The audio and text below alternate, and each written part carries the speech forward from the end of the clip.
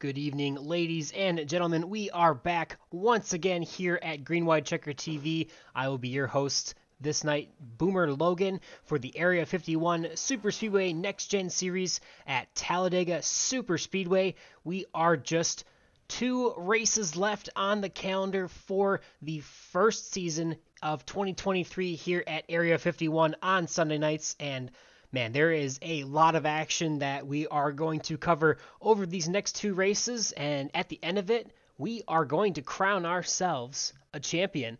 We've got with myself in the booth tonight, Chris Matthews from Green White Checker TV. Chris, what are you looking forward to in this 3rd race here of the playoffs tonight on Sunday at Talladega Superspeedway? Well, last week it was definitely a crazy race, but I'm always excited here and to end the weekend with some super speedway racing. But looking here forward tonight, we don't have that many cars on the field tonight, so it's going to be a lot of opportunities for a lot of people. So some guys that you might not normally see up front might decide to take the opportunity. Definitely makes it a little bit tougher for our playoff drivers, or maybe even easier, because if you don't finish well, you still have a chance to earn more points. But speaking of those points, we'll pull those up here. It is Gabe Butler in that 88 machine, still rocking the lead with 2,087 points. Just 5 points back is his teammate of Zachary Workman. And I apologize, the numbers there in the column were not updated, but Rick Sanchez, he drives the 510 machine. He actually jumped up a lot of spots last week into 3rd with 2,068 points. Todd Merkel just 1 point behind in that number 3 machine with 2067. Jim Brooks also in the top 5 with 2060, winning the tiebreaker over Bud Steele in the 10 machine, also with 2060. Ryan Dicker in the 61 has 2059. Eric Laurie in the 071 with 2058. Edwin Outlaw with 2043 and Kevin Freese with 2042. Rounding out the top 10 with Brian Wang in the 07 with 2037 and Brandon Briggs with 2036 points himself. So definitely still some wiggle room with 2 races to go. You still have to execute and you still have to be in a position to win this championship. Anything that goes wrong is still going to be detrimental, but we're going to take a chance to pull up our graphic for the qualifying positions, see how these drivers will roll off this evening. Rolling right into Gabe Butler, championship leader and pole sitter for this evening at Talladega. Rick Sanchez is going to be on his outside, his teammate with Everett Lane in the number 24 machine on the inside of row number 2, and Eric Laurie to his outside in the 071. Jim Brooks in the 51 machine starting 5th. Matt Wagner starting 6th in car number 6, row number 3. Row number 4, we've got Todd Merkel and Zach Workman, followed by Ryan Decker and Nick Monfretti. Larry Fairman and Brian Wang will round out row number 6, and we'll bring you to that second page, the last bit of the starting grid, with Seth Groover joining us tonight after a couple weeks hiatus. Glad to see him back, and Taylor Reeves will be starting in that 42 machine from Texas on his outside.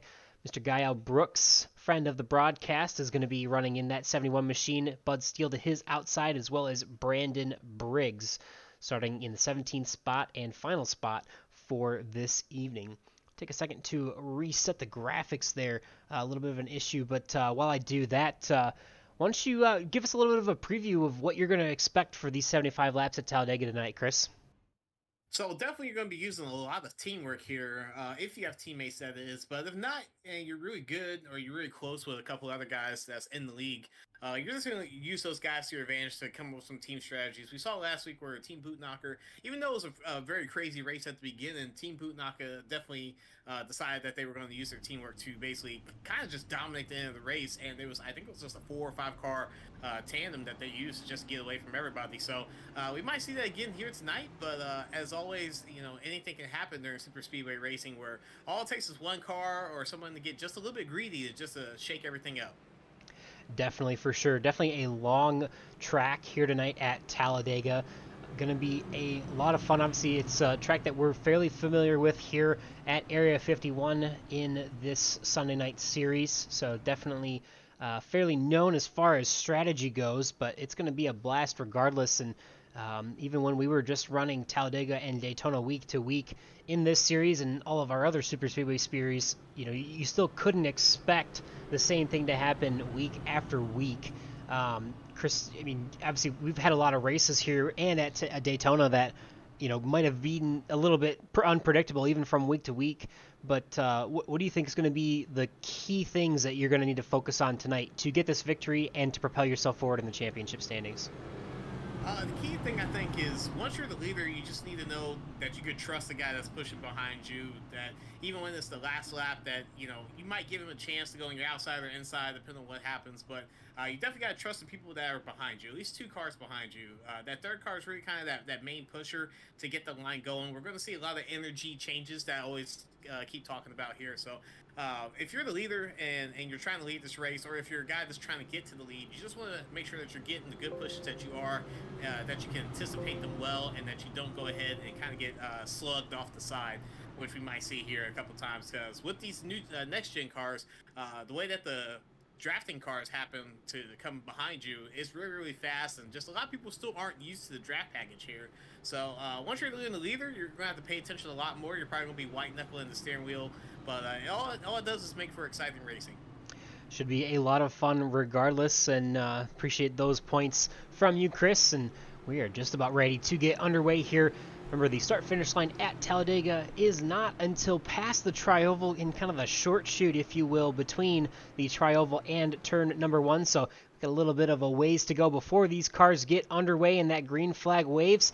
And there it is in the air as the 88 machine is going to take that green flag, grind up through the gears, and get underway here at Talladega. I love that. Definitely a lot of fun here at Area 51 and at Greenwood Checker TV. Going to be a great race this evening. The number 88 machine of Gabe Butler is taking the lead early on, and that outside lane really didn't get going, Chris. No, it didn't, but you'll see we kind of get the energy up as we see one car. It might have got real slow back there, but starting to be a little bit 3 wide. They're getting back settled down now, but 3 cars is enough to do the job here to get back up to the lead. So you see that car directly behind him. I think that is Rick Sanchez. He's going to give a pretty significant push to get these guys all the way back up front. And it might be a time once we get to the line how it is different here at Talladega. Definitely. They've got a bunch of momentum out there in that outside lane with a 510 of Rick Sanchez, and they're actually just back to even almost with that outside lane, or the outside lane even to that inside lane there almost at the start finish line. Rick almost leads that lap, but it's going to be the 88 of Gabe Butler taking the bonus points for that first lap led. And something to mention, we've got Everett Lane here pushing that number 88 machine. I am not necessarily familiar with Everett. I know he maybe have been around before here at Area 51, but definitely has not made a start yet this season. So even if you've raced around him before, sometimes it's interesting to see somebody come back after a little bit of a hiatus. Obviously, thankful to have the 02 of Seth Groover back after a couple weeks hiatus for himself as well. But sometimes it's interesting, you haven't raced around guys for a while, or you may not necessarily know their tendencies, but definitely not one of the regulars that has been around for the season. So interesting to see how that will play out and how drivers can figure out how to work with them. And we got 3 wide already. Is the 6 machine's a little bit tight to the 510, but they keep rolling forward. Yeah, Ryan Decker definitely stepped out, went to the inside to get that lead, and Rick Sanchez was still trying to look for his next drafting buddy. And we saw how much draft, how much the draft package is here. So Rick Sanchez was just kind of trying to slow down that left lane, or the middle lane right there. But unfortunately, he just got kind of swamped out to the back. But now these guys are kind of just single file now, and eventually I think somebody's going to try to go back 2 wide, just gain the lead here again. But everyone's single file, everyone's good. I think everyone's going to be calmed down now as we see a second line form all the way in the back. Yeah, definitely quite a bit of ways. It looks like the number 18 of Zach Workman now working that outside lane with teammate Brian Wang. 2 of those Toyotas high in that outside lane, and pretty much the only ones trying it there is we have a little bit of a separation now. Nick Manfredi, about a half a second back there to Matt Wagner, but looks like they are going to make their way back up to that front draft. We've got a couple others that are back off the pack that you see here down the back stretches. Gael Brooks leads this group of Bud Steele, Taylor Reeves, and Larry Fairman as well. They're about 2.5 seconds off of Rick Sanchez, who's the last car in that lead draft. So unfortunately for them, they are going to probably lose that draft and have to really focus on pushing each other, staying in a straight line, and at least trying to not fall off the lead lap, and if this does manage to go green for a while.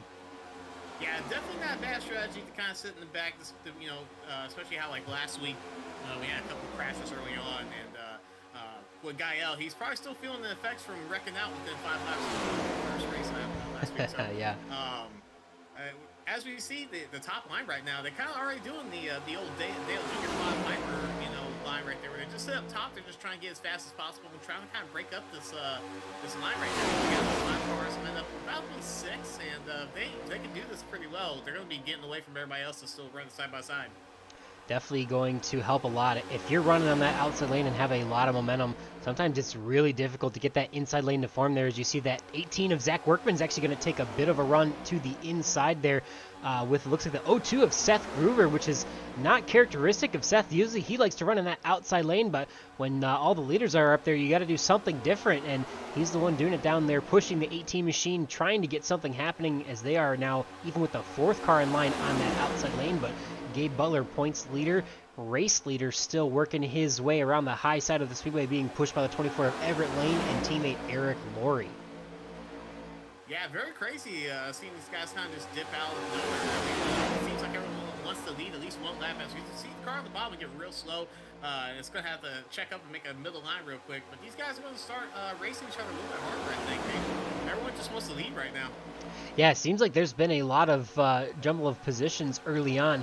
I know a few drivers, especially I know the 07 of Brian Wang there. He definitely is one that's in the past has been documented to be the one to try as much as you possibly can towards the early parts of the race, just to maybe have some fun and enjoy yourself, and also see what can work. I mean, obviously it's it's fairly lighthearted, and he's just trying to enjoy himself and have a good time, but he's also trying to gain a little bit of experience sometimes, just to see what moves can and cannot work. I mean, it's early on. We're only, less than 10% or just over 10% through this race. Anything can still happen, and sometimes it's nice to know what your car can, and sometimes it's even better to know what your car cannot do in the draft. Yeah, we talked about a couple of laps before, but we already see Gael and bringing his brigade from all the way in the back to the front now. So these guys are starting to make some moves here. There was a lot of shuffling amongst the leaders, and the guys in the back, fortunately they were able to get the draft, and now they're starting to kind of figure out if they want to join the fight or kind of just sit in the back again. So a lot of moving around everywhere. I think these guys are just having fun right now. This is great. Yeah, definitely. And that's obviously a little bit of shuffling around helps create, all the side-by-side movement helps create a little bit of a bigger window of air, or a bit of a bigger block for the air for those drivers in the back of the pack to try and catch up. And great work from the number 10 machine of Bud Steele, pushing Gael Brooks to get back into this front pack and still have a shot at it. Looks like Taylor Reeves and Larry Fairman are still stuck just off of that pack, still about 2.5 seconds back themselves, so they've got a little bit more work to do that Bud Steele and Gael Brooks were able to do successfully, so hopefully they can continue to push in a line and get back up to this front pack.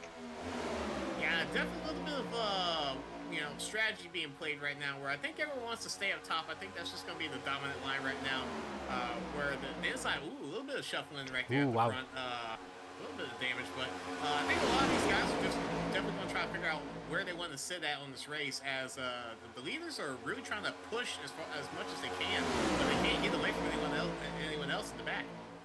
Yeah, definitely. I mean, you saw that little bit of a wiggle there from the 02 with Seth Groover on that inside lane. I'm not sure, but I believe that might have been a push from the 18 of Zach Workman there that didn't work too well. But definitely, like I said, this really early on, these guys are trying to make some moves, trying to see what can and cannot happen. Obviously, for Gabe Butler, he's just hoping to see what they can do to try and keep that outside lane formed with that 24 behind him. And the teammate, we got one low. Is that Matt Wagner? Oh, Matt Wagner. No, it's 02 of Seth Groover off into the grass.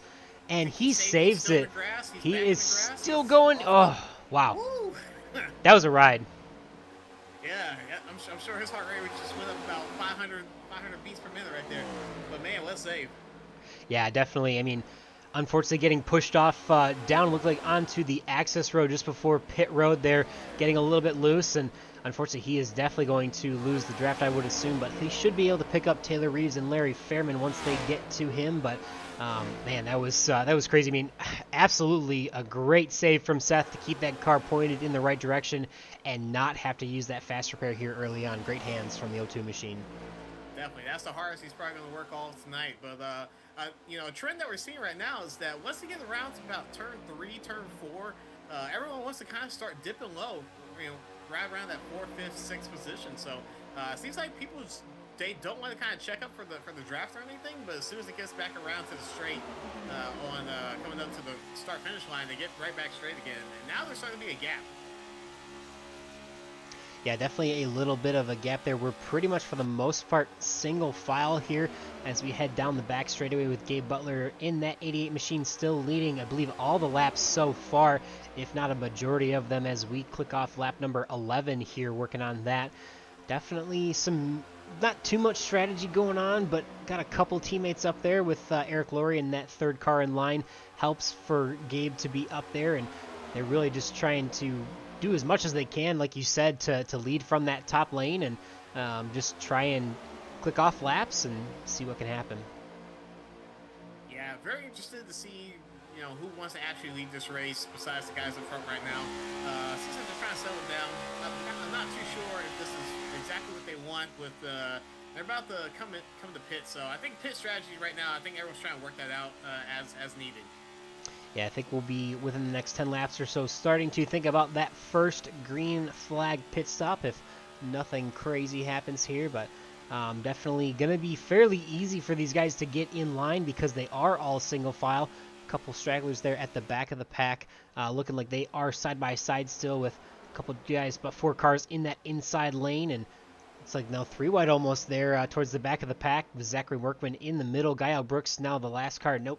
Excuse me, the 18 of Zach Workman tucks in behind him and is that last car in that outside lane, but the 63 of Brandon Briggs, they're jumping all over the place. I can't keep up with it, but now the 10 and the 71 also in the inside lane. There really isn't too much energy down there, though, and that high line continues to prevail. Yeah, definitely weird to kind of not try to take the chance on the bottom line where a lot of the guys are starting to break up. But, you know, we see Guile Brooks trying to push that number 10 car, but the 10 just goes up just with everyone else, and eventually, even though that tie line is going to be the fastest line right now, you're eventually going to have that checkup position. And that's where we saw a lot of the guys kind of get a little bit squirrely on before. As we see the 10 get a lot of pushing, and there's a little bit, they're coming in the pit right now. Whoo! Yeah, that was a big push there. That's what happened. Okay, sorry. Everett Lane down to pit road by himself here. That is going to be a lonely trip down pit road, and he's fairly slow. It looks like I'm not sure what happened there, but he's very slow on pit road. Yeah, during that whole sequence, I was just talking about the 10. Now 10's leading the lap. He's leading the race right now. He was about 10, 12 car lengths back. Yeah, look at that. Yeah, not quite sure what is an issue with Everett Lane there, though. I would expect that to be a little bit early for a green flag pit stop, so we'll have to keep an eye on that and see what happens. But he is finally in his pit stall, a little slow there, and now looks like the outside lane of Zach Workman actually prevails, or Zach actually jumps up to that outside lane as a couple drivers get back to the front there. Teammates of the 071, the 07, and the 88 sandwiched in between them. They are now pushing towards the lead with Nick Manfredi following in their footsteps on that inside line. And this is most of the action here for the front of the pack in this pack of looks like about 9 cars here. Yeah, and you can kind of see right now where the Butanaka teamwork comes into play, where the high line was dominant for so long, and then after a little bit of squirreliness, a couple laps ago, they decided that, hey, let's just go back to the bottom line, dominate there. So we saw a 10-car lead. Now 10 cars all the way back in about 6th, 7th place. So crazy teamwork there. And I think that's really what these guys got to kind of be fearful for. It's just that teamwork that how good these guys are week in, week out. Definitely, for sure. I mean, obviously, we've seen most of these T-Butanaka guys take most of the wins this season, and all of the wins so far through halfway through the playoffs, with our third race being tonight. So look to see those guys continue their winning ways if they can continue to execute and do really well on the strategy and during pit stops. But looks like we've got a little bit of a break here now. So the second pack is now led by the 42 of Taylor Reeves. That has happened after that shuffle with Everett Lane heading to pit road. He's being pushed by Seth Groover, Matt Wagner, Brandon Briggs, Guile Brooks, and Larry Fairman in this second pack now. About 7.8 seconds off of the lead, 6.6 seconds behind Zachary Workman there in 10th place. So got a little bit of catch up to do here. Not a ton of concern yet with only 17 laps underway, but yeah, definitely a bit of a gap that they're going to have to overcome throughout later in this race. Yeah, we're definitely getting ready to start seeing our pit window open for these guys in about less than 5 laps, I would say. But with the guys sitting in the back, it's not over for them. They definitely need to strategize and kind of stay together and figure out what they want to do strategy-wise, where they want to kind of stay out once these guys pit, or come in as early as possible once that window opens. But for them, they're not out yet. It definitely takes a caution and some other luck, but they're definitely going to have to work hard to get back out front, or get back into the fight here. Definitely going to have to show some strength and some teamwork there back in the pack, but we've got teammates Eric Laurie, Gabe Butler, and Brian Wang leading the field around this 2.6 mile super speedway. Nick Manfredi in that number 29 machine sitting in 4th place. Todd Merkel, Rick Sanchez, Bud Steele, Ryan Decker, Gael Brooks, and Zach Workman, your current top 10. You mentioned the struggles for Ryan Reeves, Seth Groover, Matt Wagner, Brandon Briggs, Gael Brooks, and Larry Fairman as they are now. As we're looking at the guys in the lead, we want to pay attention to how the rest of the field is. Okay. Go ahead. Yeah, I can hear you. Sorry.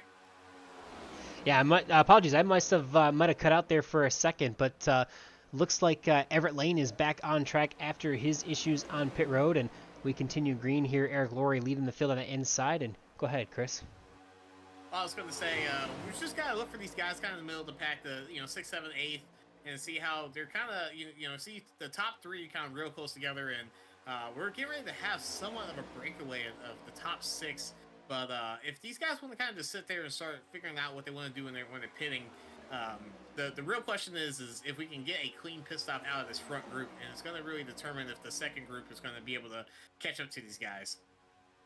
Yeah, it's definitely going to make a big difference for sure. But one thing that has helped a little bit, obviously, Gabe Butler leading most of the laps there. Oh, we actually got the second pack in the pits this time by. We just barely missed it, but they are down pit road this time. So that's Seth Groover, Matt Wagner, Taylor Reeves, and Brandon Briggs, all coordinating to come down together. That'll leave Gael Brooks and Larry Fairman by themselves in a pack of 2, with the rest of our drivers here in this front pack heading down the backstretch, lap number 20. Yeah, they're definitely going to be kind of on an odd man out, with them kind of not sitting on that pit stop. So I would say that they definitely need to come in on this lap, regardless of what happens to the front leaders. But I think leaders are also coming in. At least some of them are. That almost was a big one. Yeah, definitely a little bit of chaos as we get down to pit road speeds. Couple lockups there, but it looks like most of these drivers are down and underway down pit road. That would be Eric Laurie, Rick Sanchez, Brian Wang, Zach Workman, Gael Brooks, and Larry Fairman this time by. Everett Lane actually back in the pits as well, so pitting with this group. That will bring back to the lead, I should say, Nick Manfredi in that number 21 machine, followed by Todd Merkel, Bud Steele, Ryan Decker, and Jim Brooks, who are the only drivers now who have yet to pit here on this pit cycle. Green flag conditions, working on lap number 21 right now. Yeah, they're getting ready to catch a lap down car, which fortunately they decided, it was early enough for them to pit before catching them and having to pass them or whatever. But it seems like all of them got in pretty well. It seems like the leader, I think Nick Manfredi, got in there just a bit hot. We'll see if he gets a penalty when he comes out. Yeah, we have to wait and see if there are any issues for them, but they are that second pack, or the second part of that first pack now getting their service, and hopefully to see where they will follow out on pit road. Gabe Butler looks like hooking up with, it looks like he's actually pushing the number 24 machine of Everett Lane, so that's kind of interesting that him and Everett pit again to work with that number 88 machine. And as I look, looks like they are working together tonight as teammates in the Bootnaka Esports channel. So 24 machine helping out those guys, even though he is unfortunately now I believe just 1 lap down. So if a caution were to come out, he will be the lucky dog. But you saw it there on the screen on the tower. The number 24 machine and 88 machine have broken away. And they are now leading the pack by about 1 second. Zach Workman here, the 07 of Brian Wang, and the 071 of Eric Laurie in this second group. That's actually second, third, and fourth, followed by Bud Steele, Ryan Decker, and Jim Brooks in this second pack.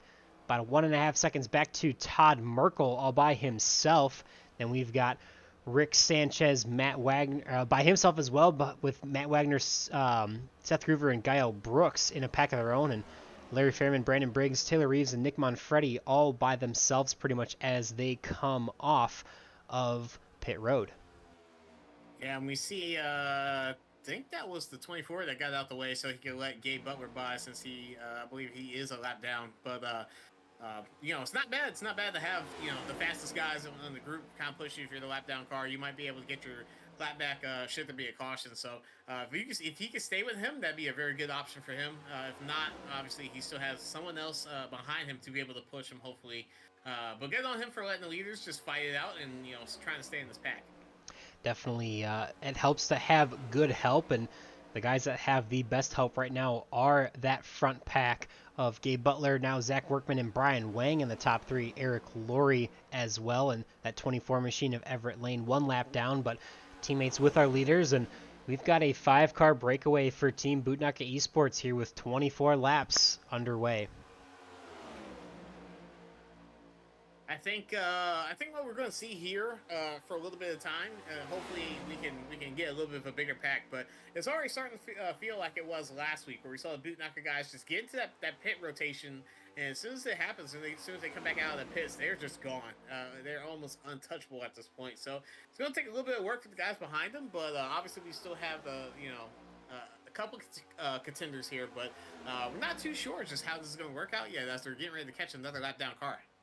Yeah, they've got the lap car, looks like now, of Nick Manfredi that we will be pulling into this lead pack. Nick was just leading this race, unfortunately, but he is now going to be 1 lap down after he didn't really have too many dancing partners coming off of pit road. So he will be by himself. They'll probably eventually pick up the number 42 of Taylor Reeves, probably the 63 of Brandon Briggs, and the 11 of Larry Fairman, as well as I think the 71 of Gael Brooks, who are pretty much all, or no, excuse me, Gael's tucked to the back of the second or third pack, but so Larry Fairman, Briggs, and Reeves will probably eventually be falling off without any help to be collected by this front pack. So definitely a little bit of strategy to try and stay on that lead lap, but a lot of it just comes down to that execution on pit road that we've seen Team Bootnaka do so well in these last couple races, Chris.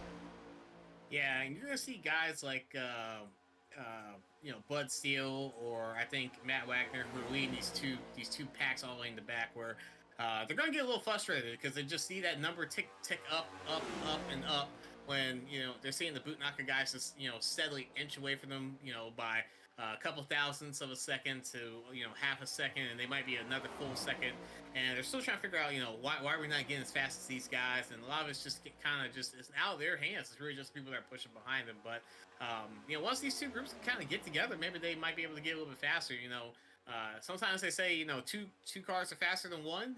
It might take eight cars might be faster than this Bootnaka team. So we're going to see these guys get a little bit frustrated here, but, it's all love at the end of the day. So these guys just got to kind of, be a team, a misfit team, and try to work together.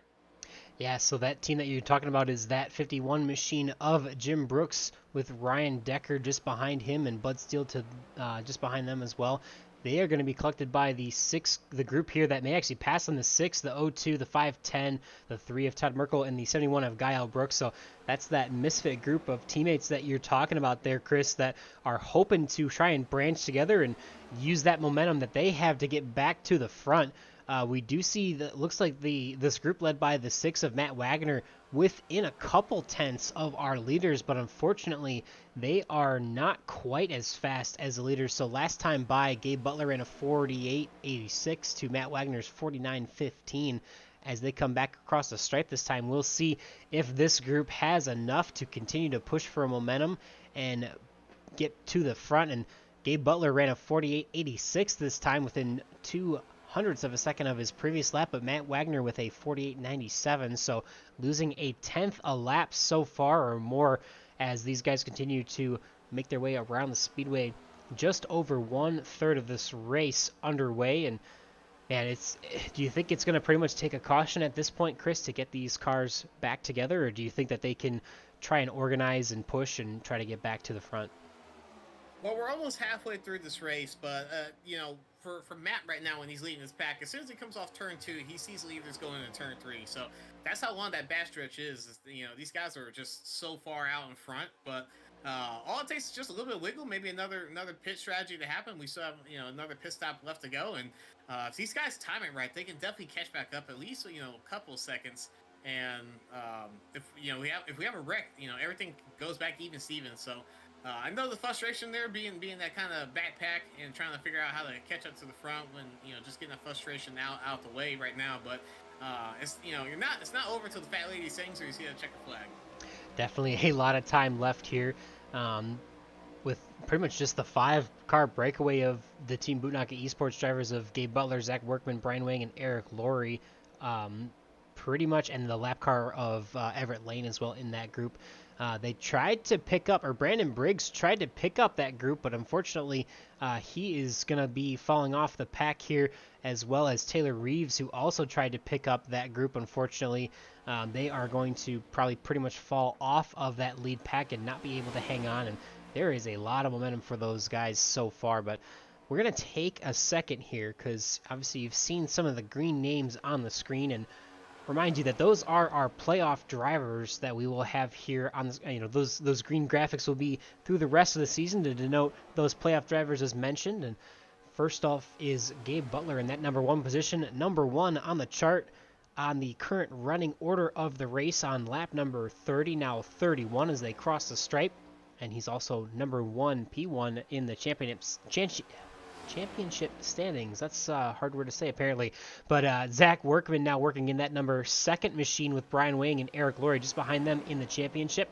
Rick Sanchez in the number 7th spot, one of our championship contenders, and a string of 5 of them in a row, with him being followed by Todd Merkel, Ryan Decker, Bud Steele, and Jim Brooks, with Brandon Briggs in the 14th position, now 1 lap down. And that's how your championship contenders run as they go. And I mean, I know we've talked about it a lot, and maybe to the point of getting over talked about, but this Team Bootnaka Esports, these guys are going to be seeming really hard to beat in this championship, especially when they've got the top 4 spots and quite a few of the top spots in the championship, Chris.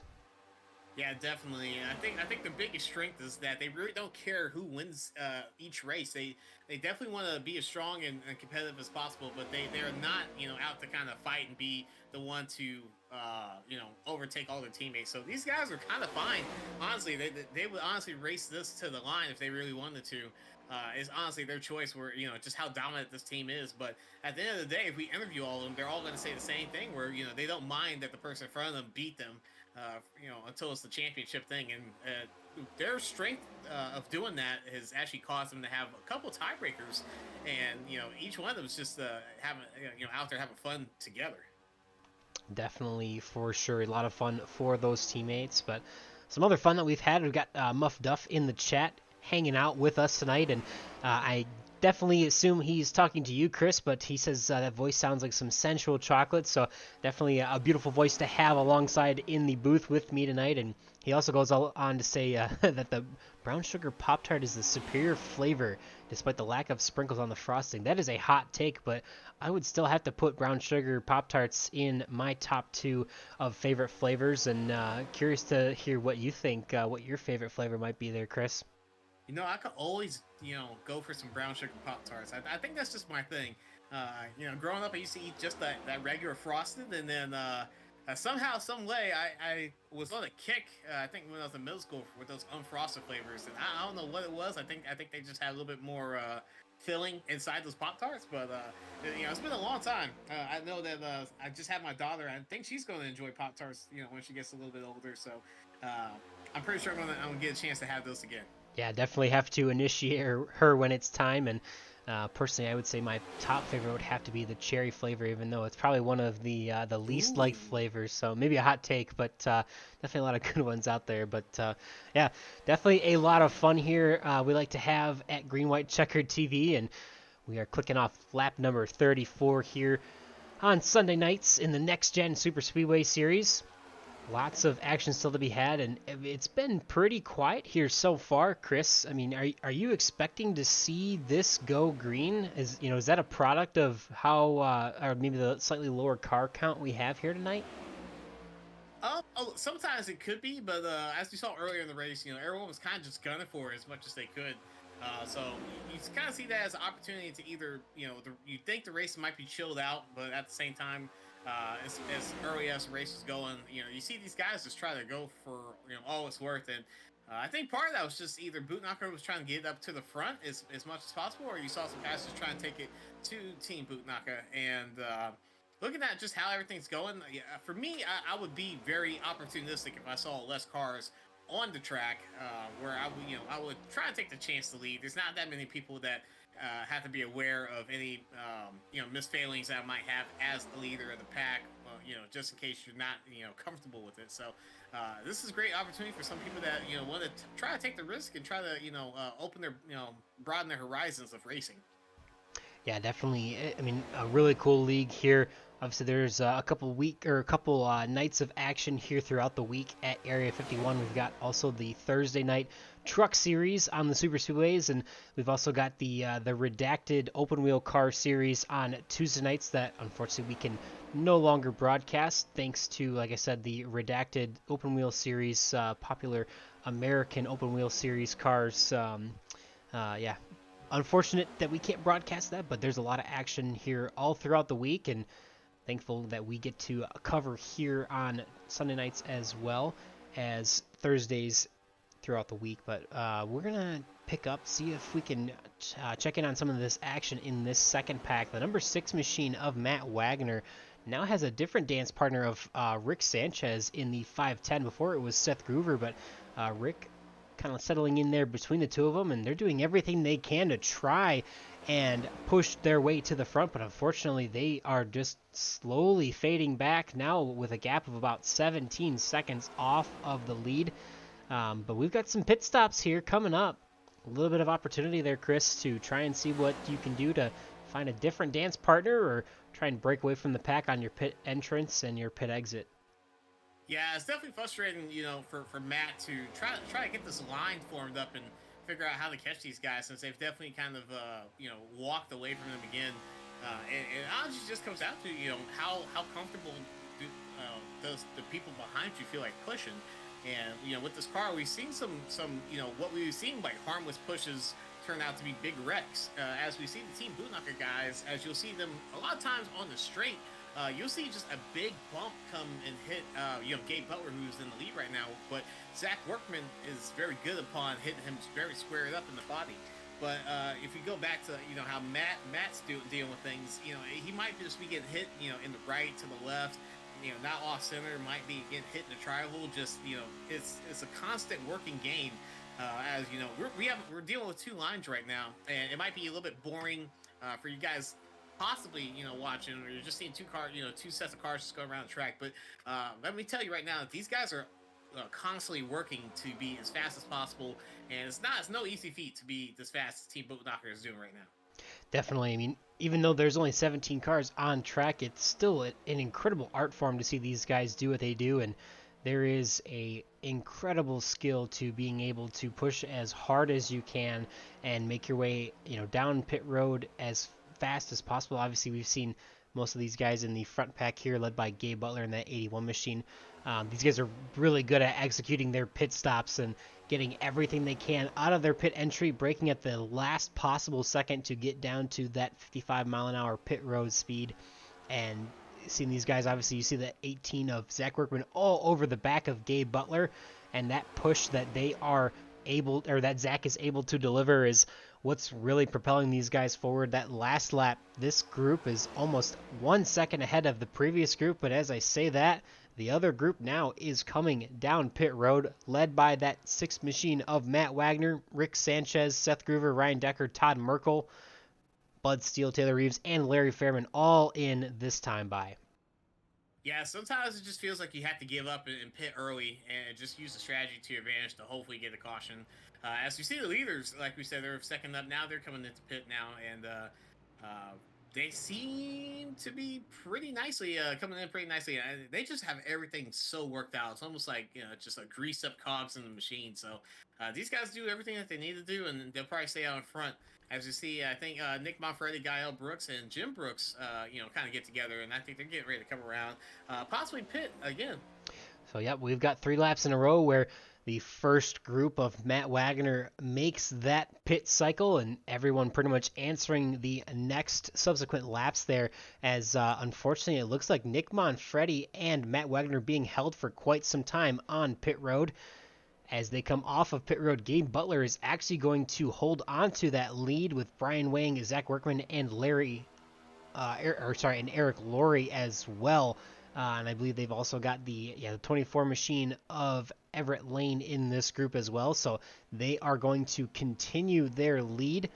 Jim Brooks and Gael Brooks in this second pack rolling off pit road now, and they are quickly being caught by the 510 of Rick Sanchez and this pack of Ryan Decker, Bud Steele, Todd Merkel, and Seth Groover. So they'll probably pass those guys here and get organized with now Rick Sanchez and Eric Laurie leading the way of, Rick Sanchez leading the way of this second pack. Eric Laurie, the last car of the first pack in the top 4 right now. Yeah, very interesting pit stops as we saw before, and it looks like these guys are getting ready to get back up there again. I'm not too sure how they got so offset at the beginning. As you look at the boot knocker guys, where they're already back together, and I think that's just a testament of just how that team works so well with pit stops. And not too sure if they practice it, as many times as needed, but it seems like it's just almost natural for these guys at this point. As we see the 5-10 try to make a little bit of a pass against the 10 and Ryan Decker there. So these guys might be trying to think of a strategy of their own and figure out who wants to lead this pack again. Yeah, it is very crucial to have a driver in front that can hold a steady wheel in a great line, and then a driver in second place in that group to be able to push as hard as they possibly can without upsetting the car in front of them. So, obviously playing games where you're running side by side after a while is really only going to hurt you as far as getting lined up and getting a good push to make your way towards the front of the pack, though. These guys are trying to do what they can to see who can make that happen and who will be best at it. But Todd Merkel's going to try his hand at pushing the 510 machine of Rick Sanchez back to the front of this pack.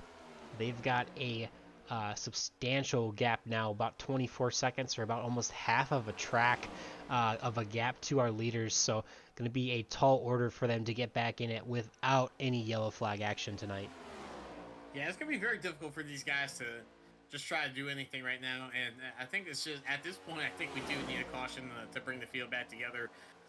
Don't want to see anyone's cars get. Oh, we saw the 3 just get a little bit tapped from I think the 61 there. It's just looking on my screen, but yeah, that was kind of crazy. But yeah, just looking at the field right now, everyone's kind of just spread out. It would take a caution for the field to get bunched back up together again and have a challenger for the win. But we're seeing a masterclass teamwork in action right now, and I think that's just a testament to what this league can bring. And if anyone's watching, and they feel like they want to go ahead and try to take it to these guys, and they think that they could definitely beat Team Bootknocker, I would definitely pay money or do some push-ups to see that. Well, I believe you lost the last bet that you made for push-ups there, Chris. So I'm definitely excited to see that happen again. Yeah, we did see a car. I think the 3 definitely got off pace right now. He's just slow. I'm not sure what happened. I'm not sure if he got turned or whatever, but he was definitely slow on the track, almost going about 20 miles per hour. Yeah, he's pretty slow there. We'll see. I don't think I'm going to have an ability to take a look at that. Honestly, let's rewind here. We haven't had a chance to really see a lot of action, so excuse the replay, backwards replay there for a second. Yeah, it looks like Chris is looking at it off the screen, but we'll take a look here and see what happened there. And something that was interesting, I noticed that 61 machine second in line there was pushing the 3 really hard, where he really wasn't pushing the 510 at all. And it looks like you got a position almost where, almost just a hook gone, or a push gone wrong, and turns more into a hook, where The 3 machine is turned to the outside lane, and that's going to cause a lot of damage to the 3 machine of Todd Merkel. Definitely not going to be able to continue with the pack or the draft, I would think, after that, Chris. Yeah, that's just a product of trying to follow the car, and once you're bumping them in the turn, and you're already kind of pushing him a little bit faster than what he might need to go. And then you're just trying to follow him into the car, just follow him around the lane. So, an unfortunate hook right there. And I think the reason that we didn't get a caution's almost twofold, where we saw Todd Merkel still go straight after he was wrecking, and then the next cars behind him were probably about 15 seconds back. So, there's no real cars to be avoided, and I think the caution flag didn't throw out because of that. So that was our potential yellow there that was almost needed in this race to bunch the field back up. But unfortunate for Todd Merkel in the 3 car, I think he was going real strong at the beginning of this race. Yeah, definitely. And Todd's been in the championship hunt so far a lot of this season. He's not been up in the top pack. Obviously we've seen a breakaway of the top 3 and the top 4 last couple of weeks from those Team Bootnaka drivers, but he has been there in the top 5 in the conversation and trying to cement his name in the champions for this league. I mean, currently he is, apologize, can't pull it up. But he is, got it up now. He's still 4th in the championship standings, so was trying to execute as much as he can and stay up there. But now you see him running 180 miles an hour by himself. The front pack of Gabe Butler just about to pass him, and he's going 198 miles an hour with his teammates pushing him. And unfortunately, now for that 3 machine, he is going to be 1 lap down and going to have a big hole to crawl out of if this race does continue to go green for the rest of the way. Yeah, just unfortunate. It just feels like you had the biggest parachute in the world behind you when you had the damaged vehicle, and you're just seeing these guys just blow by you with no chance to try and catch that draft. And definitely been there plenty of times in my iRacing career. But as we see right now, we see that I think Everett Lane in that 24 car. I think he might be the first car lap down. If I'm looking at it correctly. Yep. But he's still sitting 13th, and he's doing everything he needs to possibly just get back in this race once there's a caution. So he's possibly the luckiest man racing right now. Yeah, he's working with his teammates there from Team Bootnaka, and he's just kind of hanging out. He actually pitted earlier than anyone really expected him to, and not sure if that was some connection or hardware issues. I know I've had a connection issue myself here tonight, but hopefully back live here watching the race, and he's still going strong with his teammates. And he actually pitted a second time to get on cycle with those teammates to try and help them, I should say. We saw him actually come out with the 88 of Gabe Butler by himself after that. I believe it was the first pit cycle, and continue to push that teammate of Gabe up to the front to continue his winning ways, or his leading ways, I should say, as we've still got 1 more third of this race to go, and lots of green flag action here tonight. Yeah, I believe 1 more pit stops in the order for these guys, and they can make it 3 for 3 and making this clean sweep of pit stops and leading the race. But like I said, he's the luckiest man in the position right now. He kind of just did the teammate thing and just go ahead and pit with the team, even though it'd be a detriment to his race. He's just one of those things where these guys they're just so unselfish about doing things. They just want to help each other win, and like I said, it's almost unbeatable ability that these guys have to do that. So as much as I want to see this race be as competitive as possible, it's almost great to just watch this masterclass at work. Yeah, definitely. I mean, we've touted it a lot throughout the season, and not as much of parity as we may have seen in the past. Obviously, we had a couple fresh winners from this season from different racetracks that we got to watch, but there's a lot of teamwork. Ooh, there is the 07 actually gets pushed out of line and upsets this front lane. I was just about to say the teamwork of Team Bootnaka Esports, but the 07 of Brian Wang down on the apron and slow here. He is going looks like only about 100 miles an hour. I don't know if I'm not sure what his strategy here is, but I think his engine blew. Oh, really? Yeah, must have. If he's coasting to a stop almost. Wow. Too hot in that draft. That's crazy. I mean, Chris, maybe explain why that may still happen even here in the virtual world. So even with these cars, it's virtual league, so everything is just technically sound here, and it's still simulation. So These guys are running, bumper to bumper for the majority of this race, and I think he was just a little bit too close to Gabe Butler, who he's pushing at that moment. His cars were just, a little bit too much, a little too much heat, and the oil temperature was probably just, he's probably just in the gas right now. And what you'll see these cars do sometimes when they run hot on a constant basis is they'll kind of just peak out just a little bit and try to get a little bit offset from the next guy. But we saw Team Bootknocker just constantly just running, nose to tail the whole time with, not that much air in between them. So he just kind of overheated, and his luck just ran out. His oil temperature just couldn't handle it, and it just blew. Luckily for him, he did it right before he had to get into the turn, and just got out the way. Or else that could have been a real big one, where you see a big checkup, and a lot of times nobody really survives that wreck. Yeah, definitely. We've seen quite a few instances, both here in iRacing and in the real world in the Cup Series, where if someone blows a motor, it's really hard for everyone around them to know and not get too checked up and run over and cause an accident. But yeah, without that clean air on the nose, you see the 071 there peeking out just a little bit, the 18 peeking out just a little bit down the back straightaway. They're doing that for a reason, as Chris explained. They're getting that fresh air into the grill inlet of the front bumper of those cars to try and cool them down. And even though they are virtual race cars, there still is a understanding or a code calculated into the sim where those motors can get too hot, and if they get too hot, then just like the real world, they will blow up. So you can't just stay sealed on that car in front of you 24/7, as you see the 18 machine backing off the 88 after a push and ducking to that outside to get clean, cool air into that number 18 Toyota machine and continue to push his teammate with a healthy engine. Yeah, right now the hardest man on the track right now is going to be Zach Workman, trying to keep this pack going. As you see, these guys kind of try to dip out and get that air. They're still drafting each other, and they still are going fast, but they're not going to go as fast as they used to. So if the other pack, notices that and they start pushing, they're not going to be going as fast as this other pack. But with this little bit of a anomaly that happened with this team, they're going to have to be able to stay with them. And I think this is kind of opening it up to an opportunity if they were close enough to get back to them. But you see right now, like we said earlier before, Zach Workman's going to be working as hard as possible, where he's going to be pushing as much as possible into the corners. And as soon as they get to the corners, you're going to see each one of these cars kind of just get a little bit of a separation just to get enough air. And then they go right back to pushing as hard as possible. So these guys are going to be having to work a lot harder. Now they got 4 cars. They dropped one out. So it's 3 cars in the lead lap. They got that one guy in the back. And, it's going to be, he's going to be sweating, I think.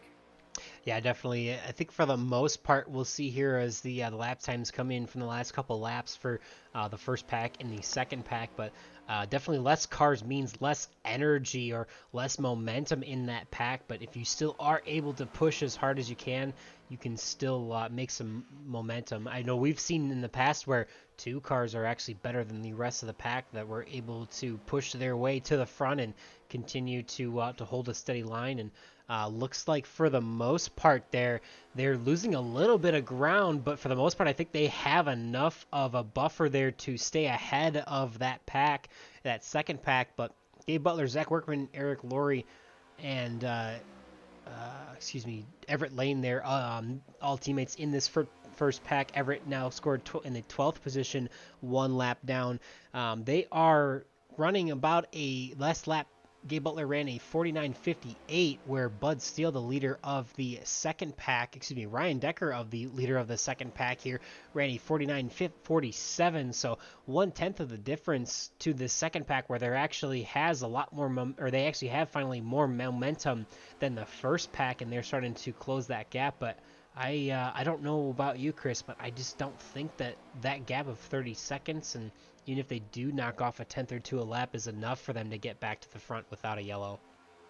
Yeah, the only real chance I think these guys have is just to stay out until they run out of gas. Where the only real detriment that Team Bootknocker's gonna have to really face right now is get all 4 of those cars stopped and get pit stop, which we're about to have, I believe, real soon. So if Team Bootknocker comes in and the rest of these guys try to stay out as long as possible to try to defend Team Bootknocker, I think that's really going to either cause it or we might have a wreck whenever they do try to defend. But if everyone tries to come in as normal and try to make this a stabilized approach where you'll have, Bootnaka goes in, then the next set of guys go in, then nothing's really going to change. I think this race is pretty much going to be a wrap if that happens. But these guys definitely going to try a different pit strategy and try to just go, all out for what they can. So if I'm in the back, I'm trying to beat these guys up front. I'm gonna try to run my car out till it's dry and try to defend these guys as much as possible, and hopefully try not have a wreck happen with me involved in it. Definitely. You definitely want to be the one who is not in that yellow, like you said, Chris, and we'll have to see how that goes here with 18 laps left. One more pit stop remaining for the rest of this pack, and this past time by, now you see quite a bit of separation. Actually, there's separation between the 61 and the 10, and the 02 as well. As this time by, it looks like they're going to have the leaders coming down: Zach Workman, Gabe Butler, and Eric Laurie, with the teammate of Everett Lane, who is one lap down in 12th place in this time by with 18 laps to go. But that last time back by with under green flag conditions, this lead pack here will what will be the lead pack here is if they don't pit this time by. There's a lot of separation that you see in there. They are pitting, but there's a lot of separation that we saw between the 61, the 10, and some of these guys that they were over a second slower during the last green flag lap compared to our leaders of Zach Workman and Gabe Butler, who are now going to be passed by this second group, including Seth Groover, pushing the 6 of Matt Wagner, the 510 of Rick Sanchez, and a couple others as well. Yeah, these guys got into their pit stop pretty nicely, but they did not come out as nicely as possible. I think the 88 kind of slipped, the 71 slipped too, but now you're going to see Zach Workman not staying the gas as much. He's going to try to get these guys caught up as much as possible. I think they possibly lost to 24. I don't think they want to go ahead and get him. I think they're just going to go ahead and try to get a 3-man team going right now. So 24 might be out, on the odd man out right now, but we're seeing a 2-car tandem right now. So these guys need to get together if they're going to try to get this win together.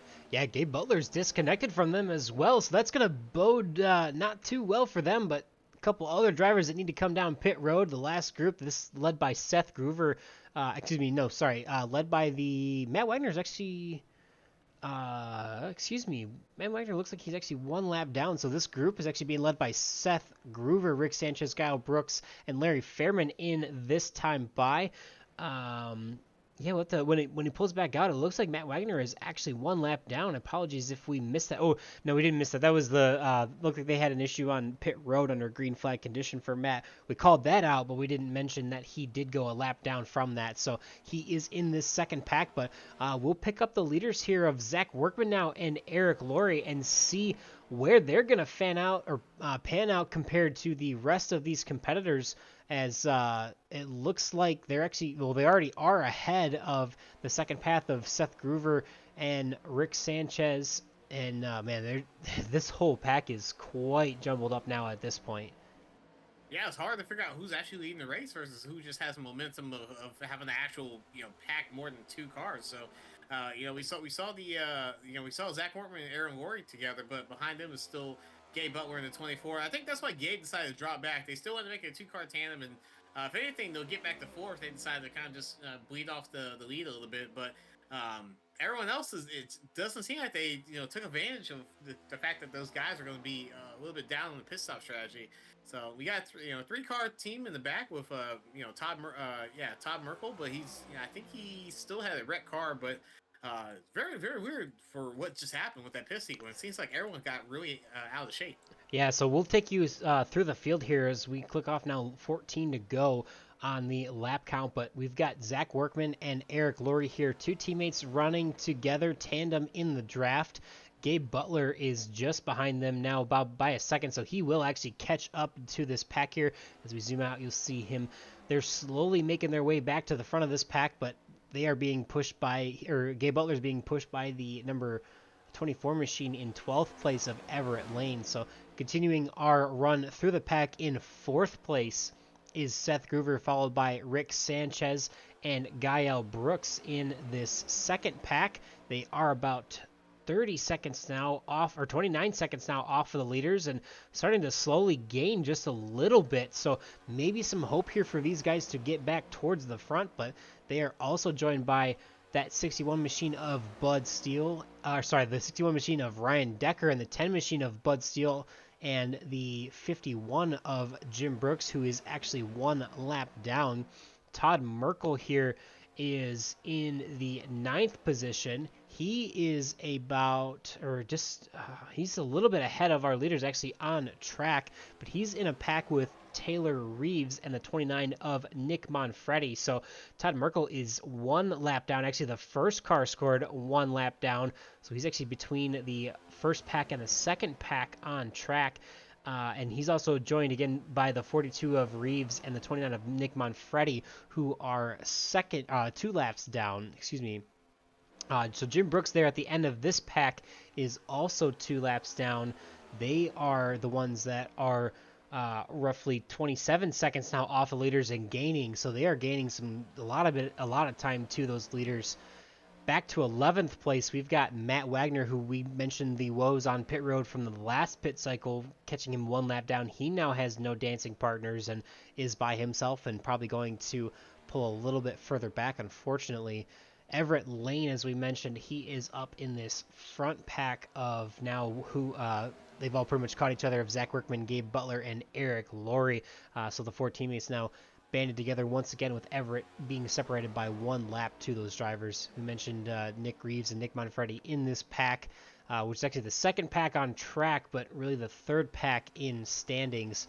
Larry Fairman also being caught pretty much by himself, and Brian Wang just behind him on track. So quite a bit of separation there, as I believe I might have blinked out again myself there. I apologize, but we pull back up to the number 18 machine, who is currently leading this pack with 3 teammates pushing him. Yeah, and at this point, these guys are kind of just wanting to caution, but they don't want to necessarily turn somebody to get that yellow. But it's almost, I think they're almost halfway around the track where these guys hit the start finish line. These guys are, the second pack is probably just entering turn 3, and they're literally just kind of just chasing each other, and we're trying to figure out which team, which line's gonna, or which group is gonna catch the other one. So these guys might be able to lap these other cars if they had that 5-car pack again. Yeah, we'll see, as they're actually going to pick up the 07 machine of Brian Wang to get him back up with the leaders and try to keep momentum there. The 24 machine sacrificing his run to push the 07, and now all those drivers are back up together. They didn't lose a lot of time doing that, but they did lose only about 2 seconds there, getting disbanded after that last pit cycle, but able to pull it back together with Zach Workman, Gabe Butler now in second place, and Eric Laurie, as they continue to try and lead this race with only 10 laps to go. Yeah, they definitely don't want to have another car blow an engine. So I think they're going to be real careful about how hard they push, but it seems like they have just enough of a lead to really kind of just do whatever they really feel like during this race. So, no blown engines. We don't want any more cars to drop out the race, for at least for them. They don't want that. And I think it's going to be about to be a wrap. Yeah, unfortunately, going to be another race without an exciting finish for us here on the broadcast. But, I mean, it's really, again, attributed to the success and the incredible execution of this team, Bootnaka Esports here, who are leading the pack with 9 laps to go. I do have to mention we did have one retiree of Brandon Briggs, so he is going to be done for the night, and pretty much going to seal his championship fate there, coming in at spot number 12 on the point standings for the evening. Brian Wang also retired as well with that motor issue, it looks like. Or actually, I take it back. No, we mentioned he's back up in the pack, so must have been able to grab that fast repair after that motor was blown and stay in it, and he's trying to recover as much as he possibly can, but the only car that's further back from him on track is actually that 11 machine of Larry Fairman, who is only 0.2 of a second behind him. So trying to salvage all that he can is that 07 machine, 4th car in line of this lead pack, trying to stay ahead of that number 11 machine to grab, I believe that's a battle for 14th place. But Brian came into tonight 11th in the point standings, and I would assume without a win tonight, and with his other teammates who are atop of the standings making their way to the front, probably going to pretty much do it for his championship hopes as well. Yeah, definitely unfortunate race for a couple of these guys. I know they were definitely trying as hard as possible to get a couple wins, get a couple of good runs here, and just unfortunately, it just never worked out that way for these guys. So, unfortunate for how it went down, but it's a good way to um, find some opportunities where you didn't have some in the beginning of the season. So, no, for some of these guys, they were definitely looking forward to a little bit of a better race, and just how these boot knocker guys were just working around. They always have the next time going out, but all this is a learning lesson, and you can only get better from here. Yeah, definitely. I mean, I think at this point, it's going to be really hard to beat these guys. Obviously, we came in tonight. Todd Merkel was 20 points off of the championship lead, and he was one of the guys that really has been able to stay in this top 5 hunt at least, grabbing a top 5, almost stealing a top 5 in the last lap 2 weeks ago at Atlanta, and also able to be the leader of the second pack last week. 2 weeks ago was at Daytona. Last week at Atlanta, he was also kind of able to do the same thing and was the first car in that second pack. But now that he is kind of marred back further in the pack, about halfway down the running order in ninth, first car 1 lap down, it's going to be hard for him to continue to let the gap of points grow for Zach Workman and Gabe Butler, who are running 1-2 on track, and in inverse order are your championship leaders. So that's Gabe ahead of Zach in the point standings by about 5 points, and we'll see. Obviously, they've both led quite a bit of laps tonight. They're going to be pretty close to even in the point standings, and their teammate Rick Sanchez, running in 5th place on track, is 3rd in the points, and maybe going to lose a little bit of points to our 2 championship leaders, but is still going to have a decent showing for tonight if he can stay 2nd in that second pack. But that really makes it really tough for the rest of this pack to try and catch them in this final race next week at iRacing Superspeedway for that championship. Yeah, and sometimes that's all it really takes is just a little bit of showing out for what these guys are doing to really make the consistency that you're of your season. And you might have a couple wins in the beginning of the year, and this really kind of just shows that you can have a good race every once in a while, but it really just takes consistency to win a championship. And when you're battling your teammates like Team Blue Knockers right now, you're just having fun out there. Like I said, we were talking about it earlier before, but these guys might be looking forward to trying to race each other for that ever important win at the end of this race next week. Yeah, definitely. There is going to be, it's still a great championship battle, I would assume, between the 2 drivers in 1st and 2nd of Zach Workman and Gabe Butler, if all continues to go well for them tonight. And big push from Gabe Butler there, as you see, riding on the back of the 18 machine of Zach Workman. I, for the most part, would assume that these guys are just going to kind of hang out, stay in line, and continue to finish this way if nothing else crazy happens on track. Obviously, we saw one accident from Todd Merkel in that number 3 machine. He is still the first car 1 lap down, stuck in this pack that's just between our leaders and the second pack on track, led by Seth Groover, Ryan Decker, and Bud Steele.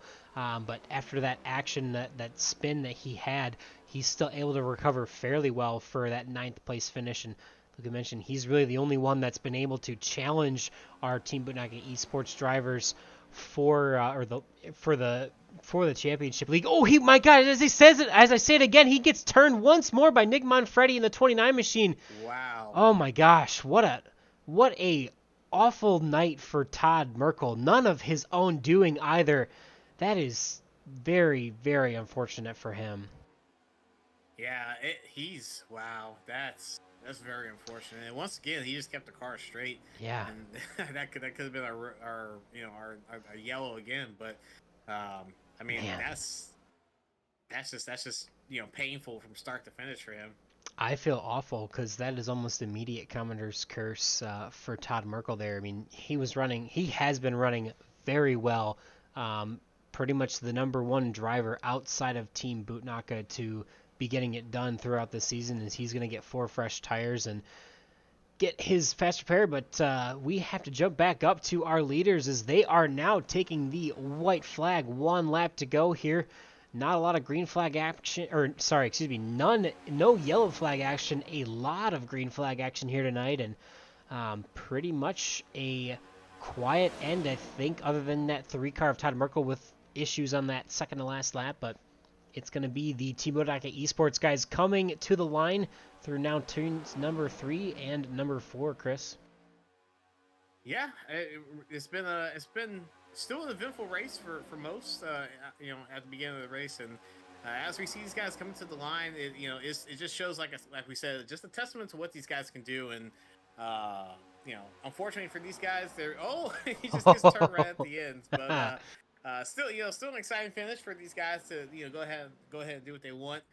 But I think the real race is kind of seeing what these guys do in the back. As we see the 10 and the 61, they might wreck before they get to the line. But we see the 510 get there.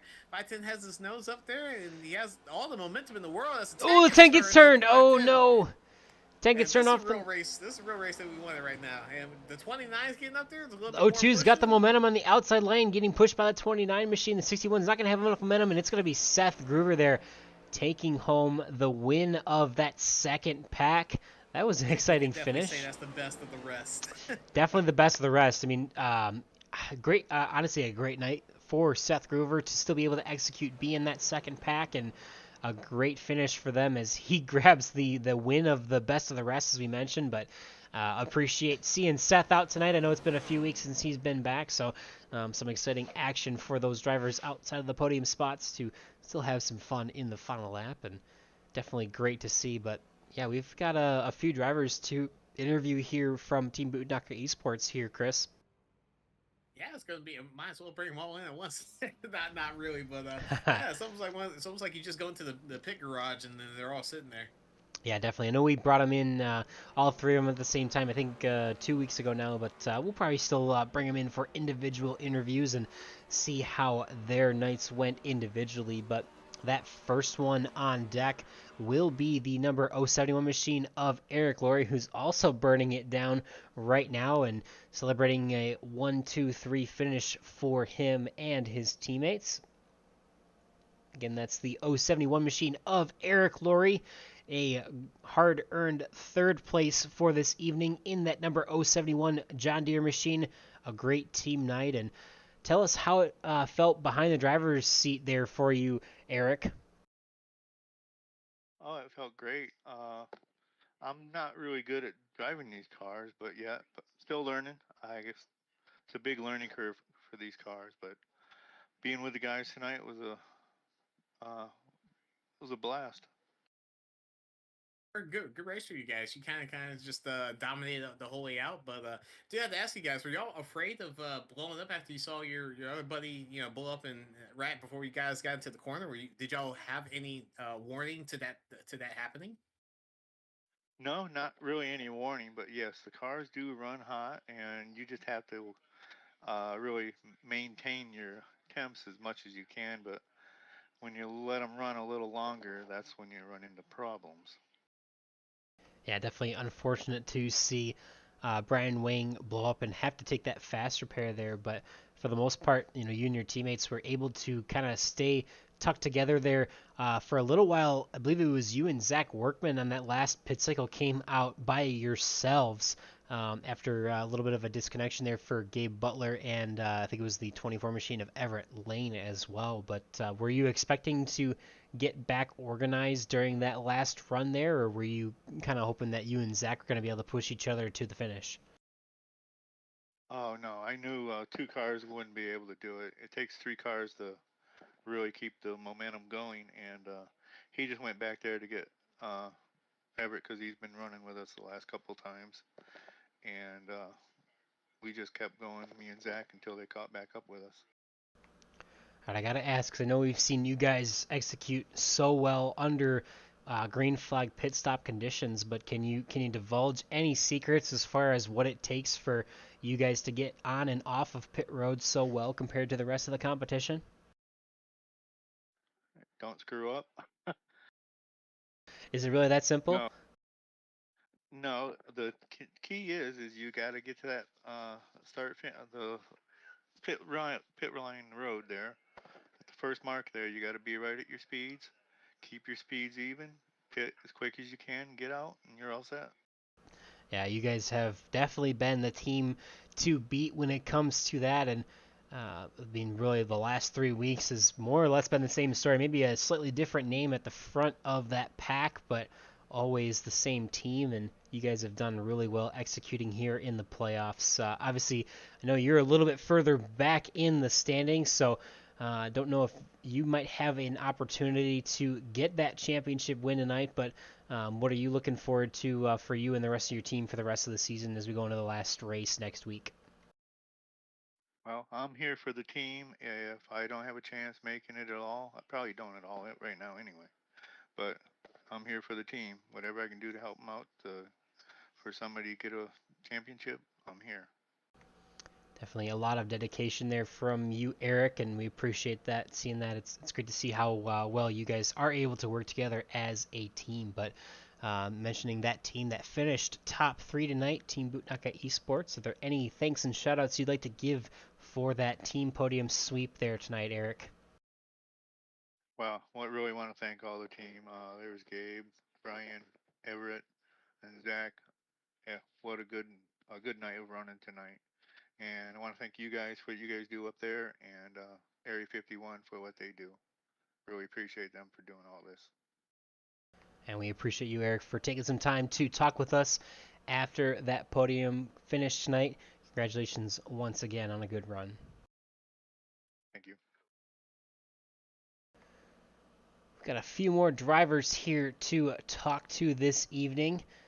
Another Team Bootnaka Esports driver. That's going to be the 88 of Gabe Butler, finishing in that second position. Bringing him up to the broadcast booth in that beautiful 88 Guinness machine. I got to ask Gabe before we get going on the race stuff, but a couple weeks ago we had St. Patrick's Day. Were you imbibing in a few of your sponsors' beverages on St. Patrick's Day? Of course. Always. Some good stuff for sure, isn't it?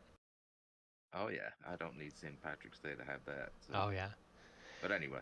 Yeah, good deal. Well, congratulations. Obviously, we've talked to you quite a bit here in the last couple weeks.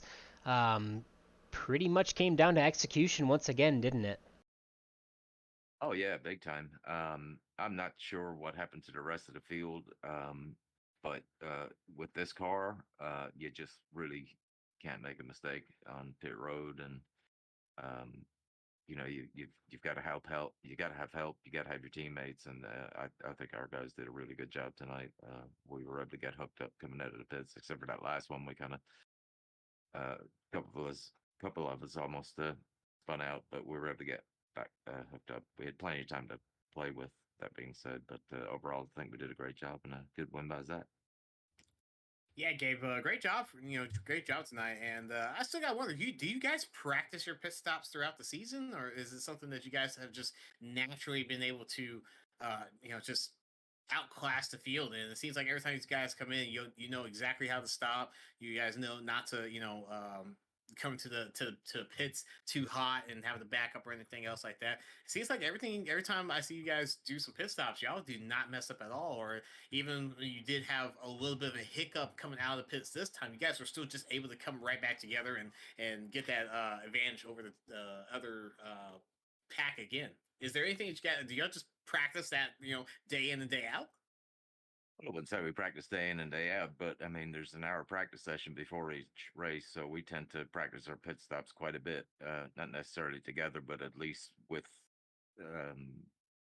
race speed and adjust your brakes. I mean, the brakes are really good on this car, but you just got to figure the settings. And I think before the race, I posted my the settings that I use for Talladega here in the chat. So hopefully somebody took advantage of it. And but that's what we try and figure out at each track. Do quite a number of pit stops, adjust your brakes to where they're comfortable, and go from there. Definitely a very sportsmanship opportunity there for you, Gabe, to share that with the pack. But I mean, it's still going to come down to that execution of those runs and those pit stop cycles to make sure you can do as much as you can to get in and out of pit road as fast as you can. But obviously, I know, we've asked you quite a bit now what it's like what do you think it's going to take to win the championship, and obviously you're going to be racing with Zach Workman for that championship next week. But maybe that aside, what are the things that you look forward to the most with going to iRacing Super Speedway next week? Obviously, that's a track that we have added to the schedule, for the first time this season, and at least from the broadcaster's point of view, have had a lot of fun watching those races. What do you look forward to in going to our season finale there at that track next week? Well, that track is a challenge in itself, and we've got two different animals that work here. We've got that track, and we've got the NextGen. But surprisingly, this NextGen car is not as fast as you would think at iRacing Super Speedway. So, um, but it still has its challenges. The pit road on iRacing Super Speedway is really tricky. So, if you were ever going to practice your pit stops, that's the one to really practice at and get your brakes dialed in. We'll have to see how you and your team is able to accomplish that next week at iRacing Super Speedway here on Greenway Checker TV. But before we go, Gabe, we want to give you one more chance to give any thanks and shout-outs for that second place and team podium sweep this evening. Obviously, a big shout out to the Boot Knocker guys doing a great job once again, and nice podium top three there for us. Of course, you guys for doing your wonderful broadcast, fellas. Boomer, Chris, always a pleasure. And Area 51 for putting on this league. It's a blast. I said last week, I'm glad they tried these cars. It's a fun car to learn. I was hesitant initially on this car, but I got to learn a few different things from different drivers, and I think it's great. So we'll see what happens next week at iRacing Super Speedway. And a quick shout out to my wife, Jeannie. Definitely a great run once again for 3 weeks in a row here, Gabe, and it'll be fun to see how you and Zach are able to settle that championship next week at iRacing Super Speedway. But congratulations once again, and best of luck next week. Thanks, fellas. Have a good evening. We always thank Gabe and the rest of the crew here at Area 51 for all their kind comments. Obviously, without you guys, it wouldn't be us here in the booth doing this, so we appreciate you guys as well, and love, honestly, Chris, love doing this with you and with the rest of the group here at Area 51. But we've got one more interview to go, and that will be tonight's winner, the number 18 machine of Zachary Workman. Definitely a hard-earned win for you guys tonight, and again, continued to come down to that execution that we continue to talk about week in and week out through these playoffs, and we still cannot seem to find another driver or team combination that can do it better than you guys. Yeah, it's mostly all them. I mean, I'm just following them. I don't really have that much experience with this next gen. Kind of still a rookie, still learning like side drafts and when to lift in a corner so you can get back to the bumper. So these guys are teaching me through it. I just pretty much follow and hope that I can, come out ahead. Yeah, you became one of the hardest working guys on track after that engine blowout, and you were having to push and lead this field, as the pusher for a little bit of time. So, other than that, man, what coming to the line, did you think you were gonna have to fight for it? I know you got put into the wall after you finished across the line, but at any point in time, do you guys ever just think about like, hey, this guy might try to get this win for me at any point in time? I'm like Gabe told me the lap before that it was all mine. He's like, yeah, go ahead. There's no pressure from it. We were trying to get Eric to go 3 wide with us because we had like a huge enough lead. We're like, come on, Eric, come on around us. Trying to fight it out, but Eric's a good team player. He just wanted to get 1, 2, 3 for the team, and yeah, Gabe right there. We just wanted to take like a nice photo and not be single file, but then we just got connected there, which kind of sucked. But oh well, it happens. Yeah, definitely fun to have fun when you're that far in the lead. Definitely, you were the one who was able to get out ahead after that pit cycle, and we saw looked like Gabe Butler came out a little bit behind you and Eric, and he was looked like he was going to go grab the 24 machine of Everett Lane to keep you guys in that front pack. But I mean, do you guys? I mean, trying to phrase this, but do you guys? I mean, I think for the most part, it's going to be between you and Gabe for the championship at the next week at iRacing Super Speedway. Do you guys think that you would end up trying to race each other for it more that week, knowing that it is a championship on the line, versus obviously staying in line and just kind of pushing each other to the finish here, like at tonight in the last couple weeks? I would definitely hope so. I think we're gonna both give it our all. Yeah, it's not like we're just gonna ride in line. For it's kind of different with the championship on the line, like just kind of the races going forward. But yeah, I would hope for a championship on the line. We'd race hard. I think we will. Last season we did. It's not like we didn't. And then in other leagues we have, we're pretty good friends. Friendly to each other, and we've been teammates at different times as well. So it's not like we're not gonna not race each other. It's kind of just like we'll see who comes out on top. Should be a great finish no matter what. Obviously, iRacing Super Speedway was added to the calendar this season, and championship battle aside, what excites you the most about going there for our finale next week, Zach? Because I think it's the best track on the service. Love it. I think it's awesome. There's 15 lanes you can choose from, and it goes so fast. So I love that track. It's like probably one of the few on the service that actually does, but I think it's just like so great. Better than maybe like the typical super speedways we go to, like the Talladegas or regular Daytonas, stuff like that. So it's something different. It's kind of a little bit like a little bit of crack cocaine. Just like the insane runs you get is there. It's so exhilarating. But no, it's a lot of fun there, and it's one of my favorite tracks.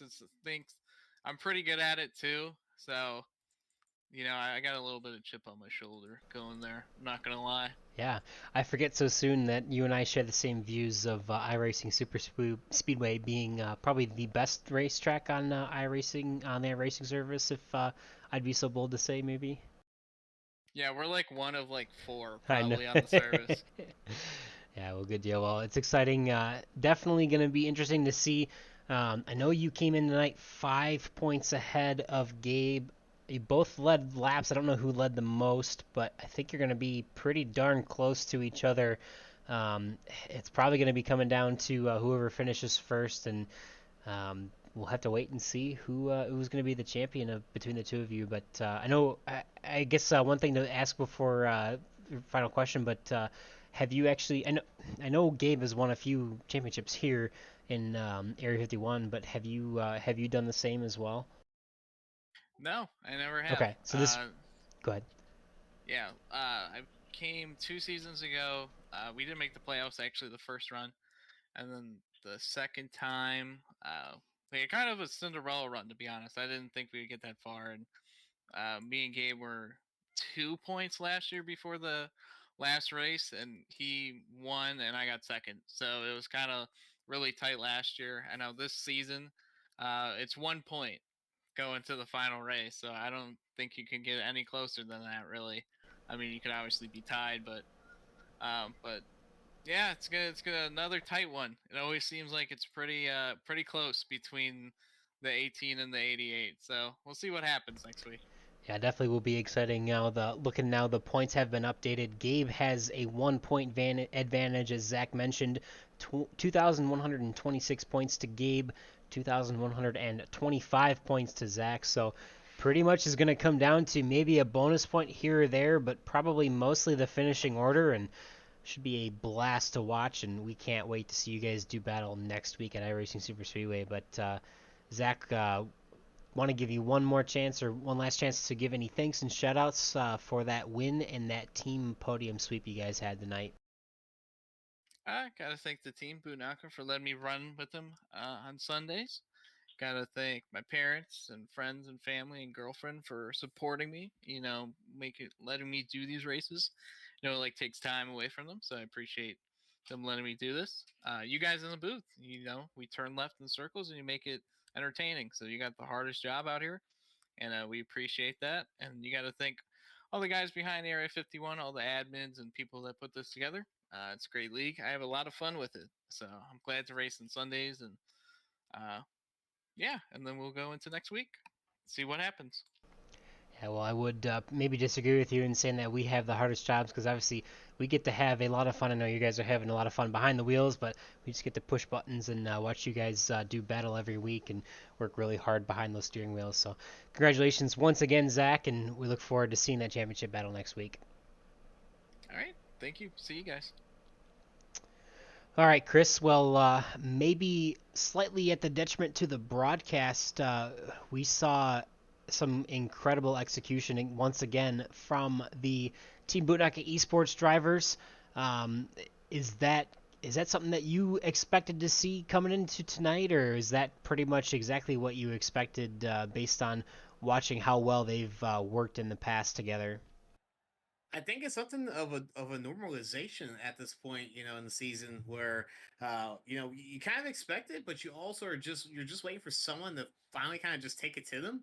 And I think once we get that type of race, it's going to be really really fun to watch. And I think everyone's really excited for that to happen. Even those guys, I think they're waiting for someone to come up and challenge them as hard as possible. We saw early on in the race, and that was definitely exciting.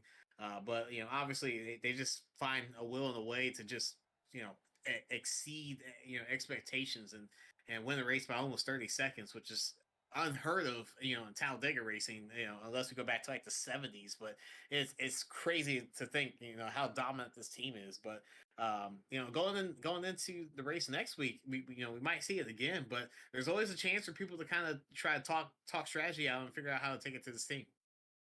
Yeah, it'll definitely be interesting to see who can make it happen next week. Obviously, the championship battle pretty much coming down to Gabe and Zach, but who knows? Anything can happen.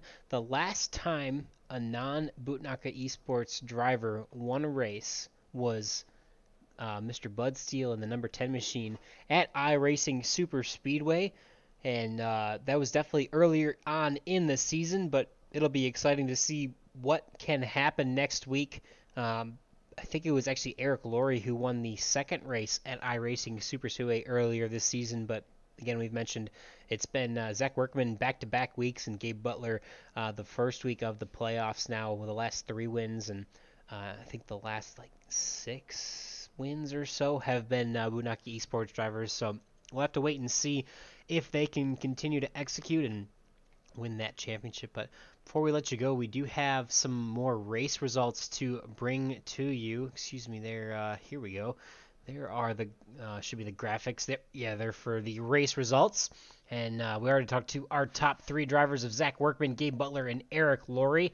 But we also had Seth Groover and Ryan Decker in that exciting battle to the finish to take home the best of the rest, the top 2 spots, the last 2 spots, I should say, in the top 5 tonight with Rick Sanchez, Gael Brooks, and Bud Steele rounding out the top 8 for our drivers on the lead lap. Jim Brooks 1 lap down in the number 9 position with Everett Lane just behind him in that 24, rounding out the top 10 for tonight.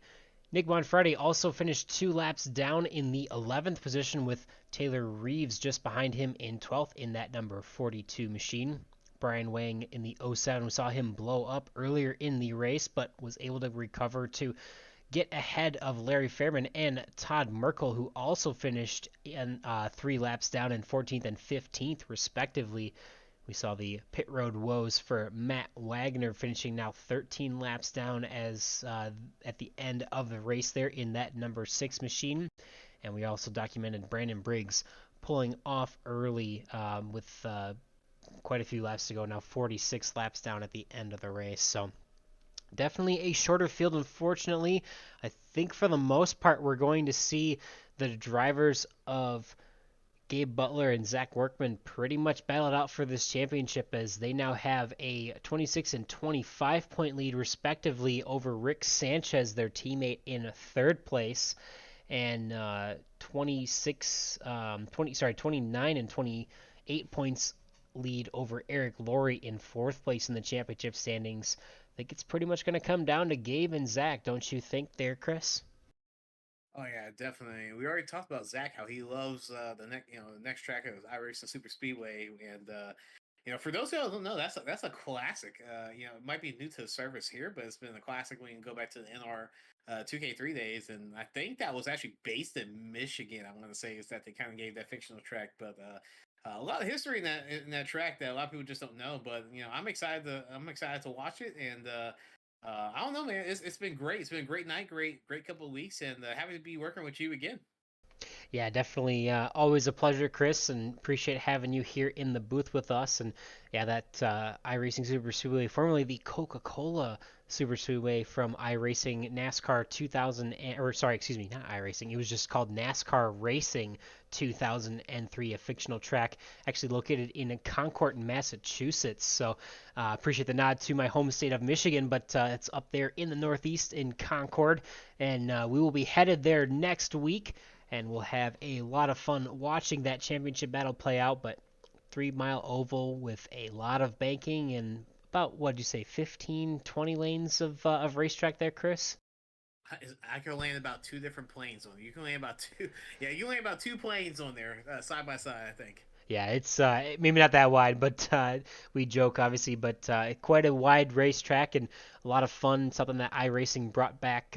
NASCAR Racing 2003 was made by Papyrus, which was eventually kind of formed into the current day iRacing that we run here in the sim and get to enjoy watching these drivers at Area 51 go around the track every week on Sunday nights in the NextGen series, the Super Speedway series, and then we've also got the Thursday night series, so they'll be back in the truck series on Thursday night here on Greenwood Checker TV. Thursday night they will run their second to last race of this season, and I think they've got a pretty cool championship battle boiling as well. Maxwell Caldwell should be calling the action there that night, and it's definitely something that you're going to want to tune into if you can as well. And they've got their second to last race of the season, and next week we will be back in 1 week's time at iRacing Super Speedway, as we've already mentioned, to round out the first season here at Area 51 for 2023. Don't worry, we'll be back again very soon for the second season of 2023, but we've got 1 more week of action to decide the first championship of this current calendar year, and I absolutely cannot wait to get there next week. So until then, this has been myself, Boomer Logan, and Chris Matthews in the booth for Green White Checker TV. Hope you all have a great night, a safe week, and we hope to see you all back here next Sunday night for the championship finale on Green White Checker TV, the coverage of the Area 51 Sunday Super Speedway Series.